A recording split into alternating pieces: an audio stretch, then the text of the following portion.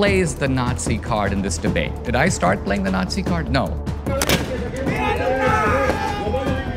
It's not like a bunch of mobsters sitting around a table, smoking cigars, wearing fedoras, driving Cadillacs.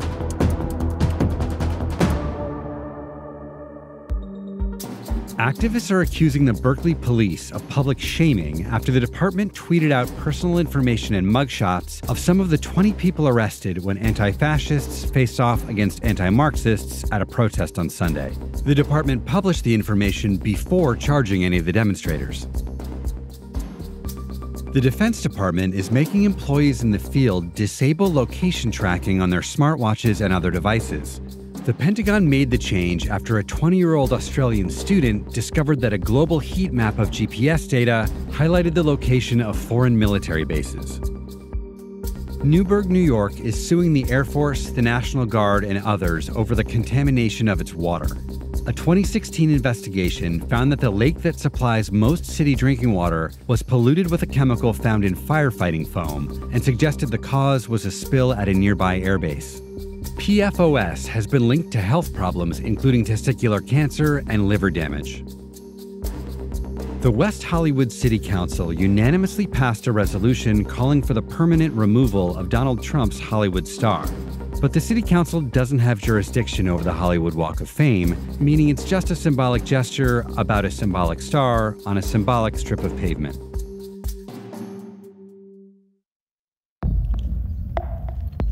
For almost 7 weeks, a protest movement led by university students took over Nicaragua. Protesters occupied campuses and controlled entire neighborhoods, demanding that President Daniel Ortega step down after 11 years in power. But then, in July, the president ordered a brutal crackdown.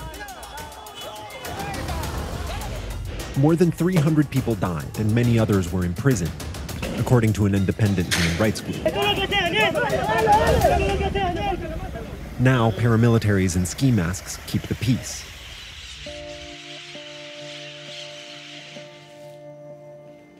The students were forced into hiding. A couple dozen of them now live together in a secret headquarters on the outskirts of Managua. Buenas noches, desde Alianza Universitaria Nicaragüense aún le damos la bienvenida a este Facebook Live. Lo que está haciendo Ortega es una negación total de la realidad, pues. At 26, Harley Morales is one of the oldest. ¿Ustedes cuánto tiempo llevan acá en este lugar, escondidos? Tenemos 2 meses ya, que es un estado de sitio de facto que tenemos ya aquí, pues, porque hay un estado de terror. O sea, nosotros no podemos salir como después de las 6 de la noche. Cut off from the streets, the students look for ways to keep busy and keep up the pressure.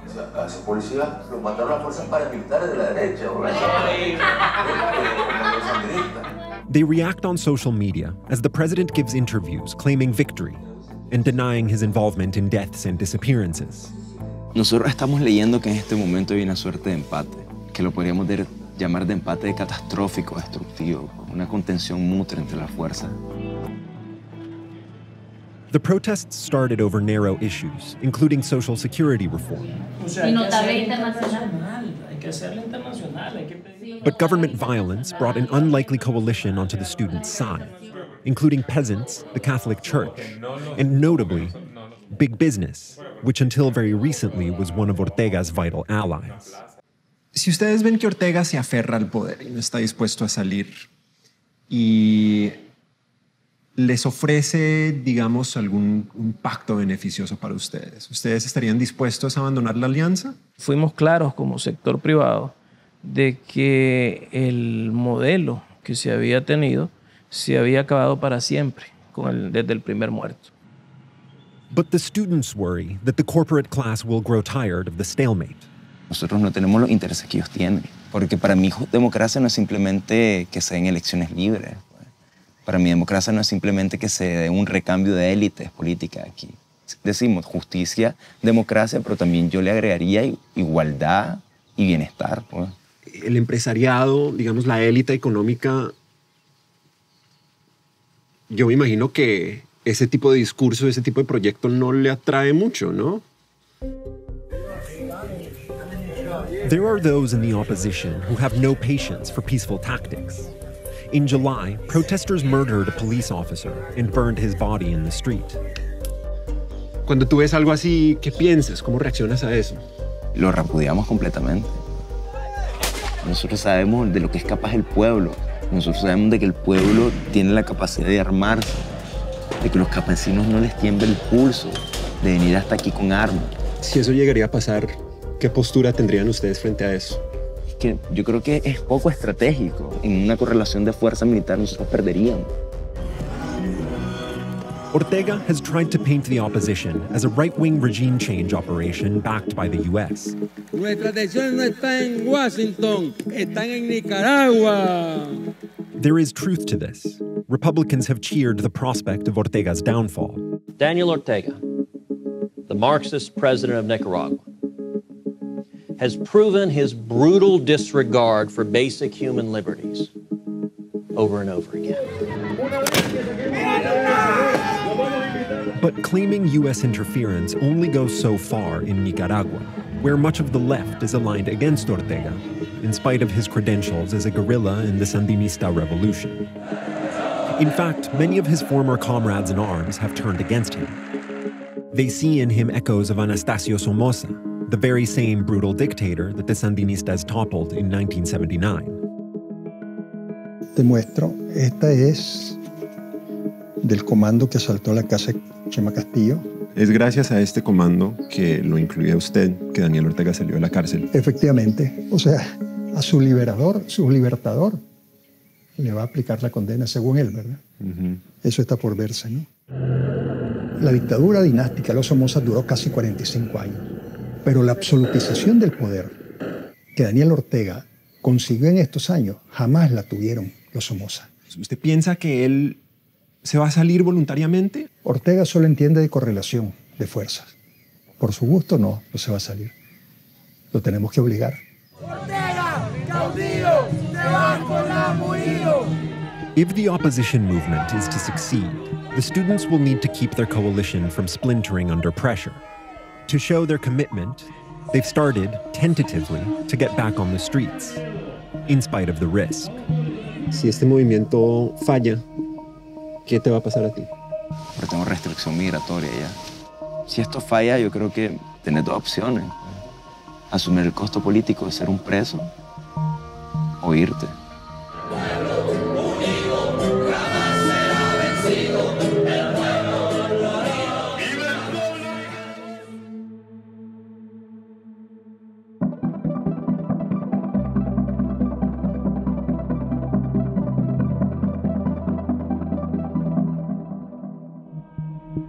Tonight, voters in Missouri will decide the fate of the state's right-to-work law, an anti-union measure that was passed last year by the GOP-controlled state legislature.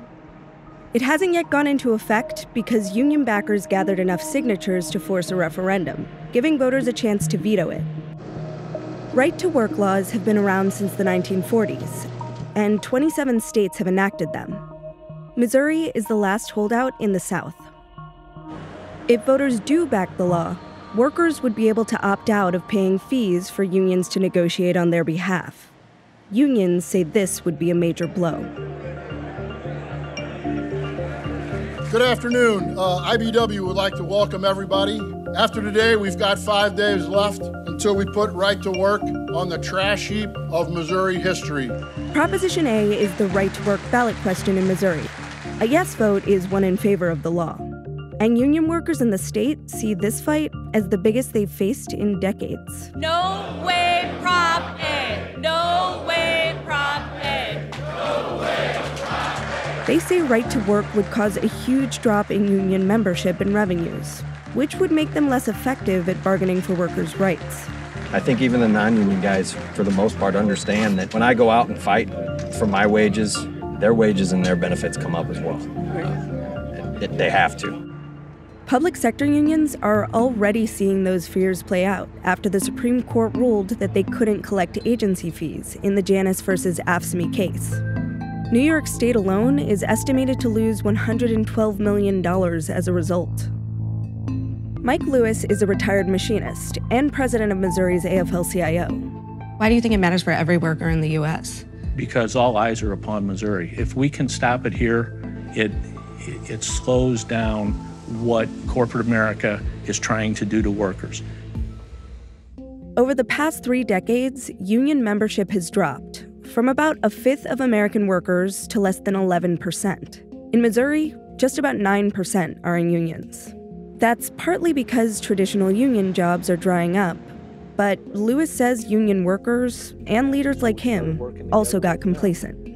So you think they're finally waking up to this idea that their rights are under attack because there have been so many efforts to sort of push back against them? It was more of a lackadaisical feeling. They keep saying that we're under attack, but I haven't seen it yet in my pocketbook, or the big threat of right to work really hasn't happened yet. But now, Missouri being a very, very strong union state has really woken up to the fact that we are under attack as a working class.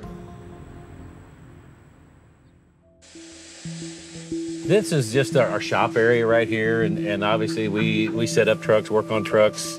Dave Schatz is a Republican state senator. He owns a contracting firm and supports right to work. And if they want to be a member of labor unions, they should, but they shouldn't be oppressed in order to be forced to join a union. So what we're trying to do here in Missouri by passing right to work is be more attractive to bring manufacturers and people into Missouri. Missouri unions have outraised and outspent right to work backers more than 4 to 1. So Schatz says that message isn't getting out. So you do think it could go down? I think it could, yeah. I mean, I think there's a strong likelihood. They're probably winning the campaign of confusion and making sure people don't understand exactly what they're voting on. And so typically I think they vote no when they don't understand. In a state as red as Missouri, union organizers are trying out new messaging, avoiding using the word union, which can be polarizing, and instead framing their case around workers' rights in the economy. My name's Frank Bauer. I actually just knocked on your door. Do you have a minute? Sure. Do you think there's a stigma around unions? I think there is maybe a stigma. It's not like everybody thinks. It's not like a bunch of mobsters sitting around a table, smoking cigars, wearing fedoras, driving Cadillacs. It's not that? No, not at all. Not at all. So part of this is like an education process for you guys. You got to go out there and tell people what unions really are about. Absolutely. We've been knocking on doors all summer. You know, it's more about the economics of the issue, trying to educate people. It's not a union, non-union. It's not a Democrat, Republican. It's a worker issue.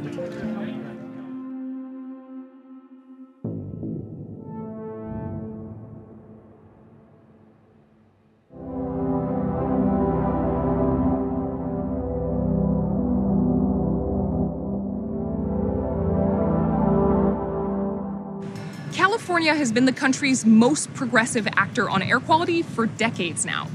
In 1959, the state had a smog problem, so it decided to impose its own standards for clean air, 12 years before national standards were put in place. Ever since, the Golden State's been a leader when it comes to environmental rules. Even though the state still has some of the country's dirtiest air, it's made a lot of efforts to improve. Notably, it's planning to phase out all coal-fired power plants in the next 3 years. But California isn't just America's environmentalism capital.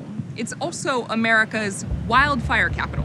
And the fires are getting worse, which for a state that has been working on air quality is a pretty big setback. Right now, there are 20 active wildfires burning in the state. The Mendocino fire, which has doubled in size over the last 3 days, tearing through more than 300,000 acres of national forest, is now the biggest in the state's history. And up north, the 90,000-acre Ferguson fire is choking Yosemite National Park. Yosemite's air this weekend was actually the worst anywhere in America. At one point, the amount of harmful particles in the air peaked with a reading of more than 500. Beijing, for reference, currently has an air quality index of 122. The air in the entire part of the state north of Sacramento is currently classified as either unhealthy or very unhealthy to breathe, which basically means its mountains and forests compare to a Chinese factory town on a really bad day. I've been exposed to wildfires. It hurts your lungs, it hurts your eyes. You can feel it through your whole body. It's challenging to do anything productive and you just want to leave the area. Imagine being next to a big bonfire and just not being able to get out of the way, out of that smoke plume. So what's an environmentally progressive state to do? Obviously, you can't regulate fires away, but there are things California can try, and they're more attainable than just stopping climate change. You know, our cities used to burn as frequently as the surrounding countryside. We stopped that, and we stopped it by building codes, fire codes, zoning, as well as an active firefighting system. And that's what it's going to take to prevent our communities from burning. But there's a lot we can do to rearrange the vegetation without stripping it out. By rearranging vegetation, pine means thinning it out and managing some controlled burns to reduce available fuel in forests. But he admits that convincing people to accept the presence of some fires in the landscape is going to be a hard sell in a state where right now, fire is the enemy.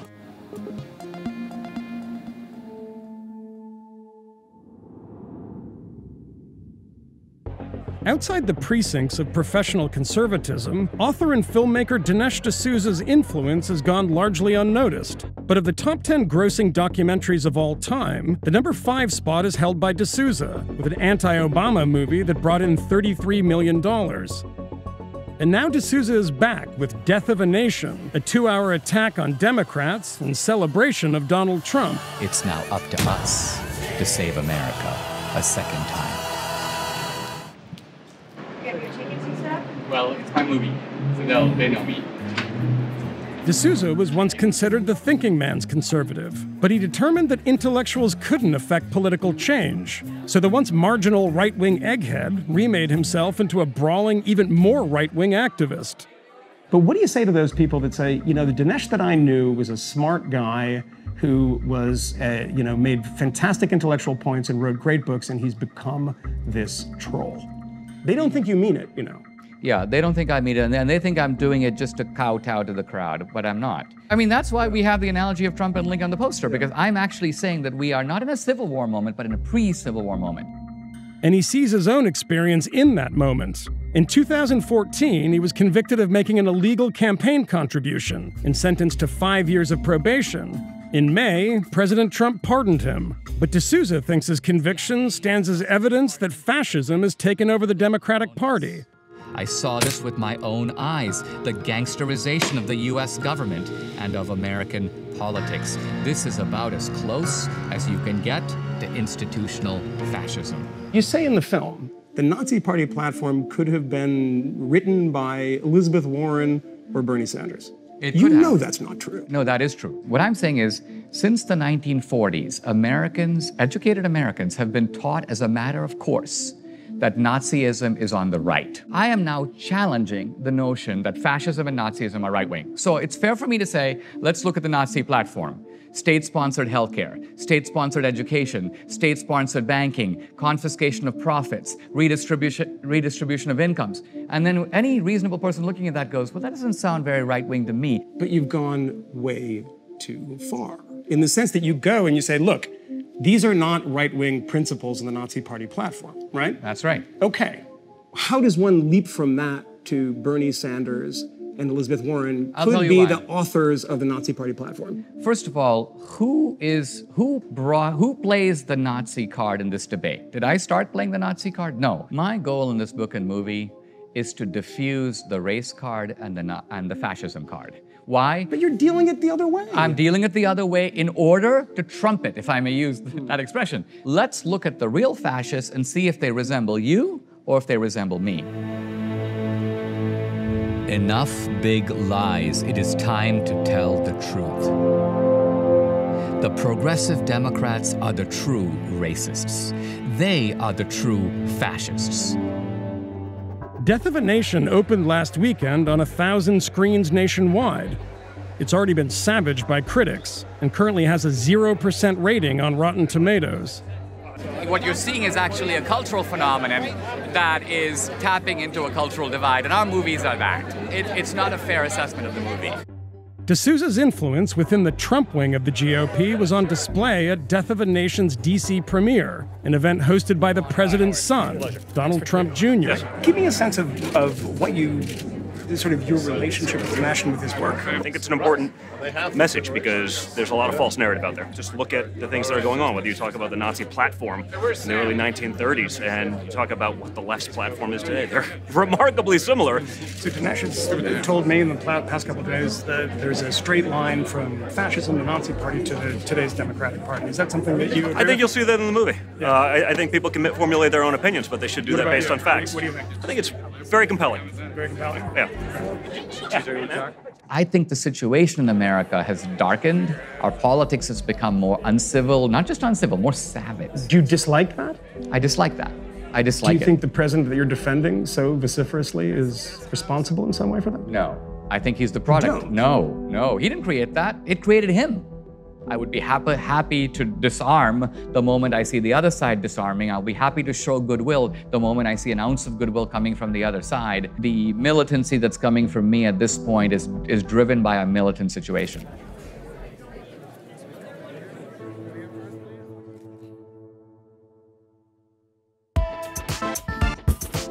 She's so great. Great, love that. I feel so awkward and weird.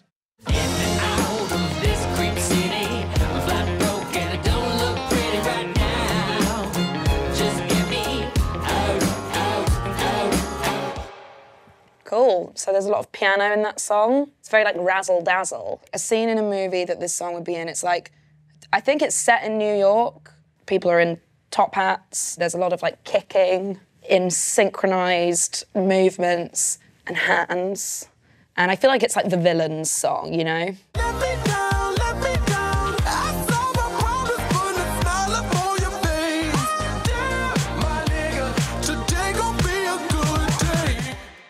Pretty jazzy, a lot of funky bass moment. It feels like very bouncy and rhythmic. If I was in like a club, I would be doing some very like cringy, like not cool dancing to this. Not because the song's not cool, just because I can't really dance to like, I can't really dance. Whenever there's like a funky bass line, I feel like I dance like an aunt at a wedding. Hey yo, let me tell you why you so special. Hood nigga bang the 45 special. Fucking with them, but we never tell a press stop. Nicki, right? Yeah. I feel like her voice is just like so iconic. I mean, her raps are always crazy anyway. Like she always uses like really like pop-tastic, like descriptive words. She could literally just be like saying fucking gibberish and she would still sound really cool. I feel like having like an iconic rapper on any song, remix, whatever, is always just like straight win.